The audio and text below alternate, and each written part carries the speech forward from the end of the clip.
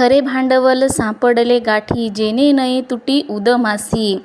संवगाचे केने सापडले घरी, भरुणी वैखरी साठविले. घेता देता लाभ होतसे सकळा, सदैवा दुर्बळा भाव तैसा. फडा आलिया तो न वजे निरास, जरी काही त्यास न कळता. तुका म्हणे आता झालीसे निश्चिंती, आणि कते चित्ती न धरू दुजे.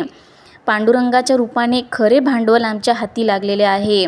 त्यामुळे जीवनरूपी व्यापारात आता कोणत्याही प्रकारची तूट होणार नाही. हरिनामरूपी अतिशय स्वस्त असा माल आम्हाला सापडलेला आहे आणि आम्ही तो वैखरी वाणीत भरून ठेवलेला आहे. या हरिनाम रूप मालाच्या देण्या घेण्याच्या व्यवहारात सर्वांना निश्चितच लाभ होतो. तो सुदैवी असो वा दुर्बल असो, त्यांना त्यांच्या भावनाप्रमाणे हा लाभ प्राप्त होत असतो.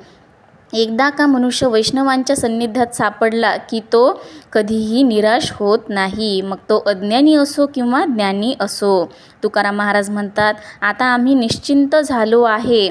या विठ्ठलरूपी शाश्वत भांडवलाखेरीज आमच्या चित्तात आता दुसरा विषयच नाही. या अभंगामध्ये संत तुकाराम महाराजांनी हरिनाम हेच आपले खरे भांडवल आहे असे सांगितलेले आहे.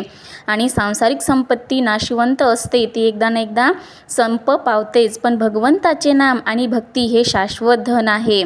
ज्याच्याकडे हे धन आहे तो खऱ्या अर्थाने समृद्ध आहे.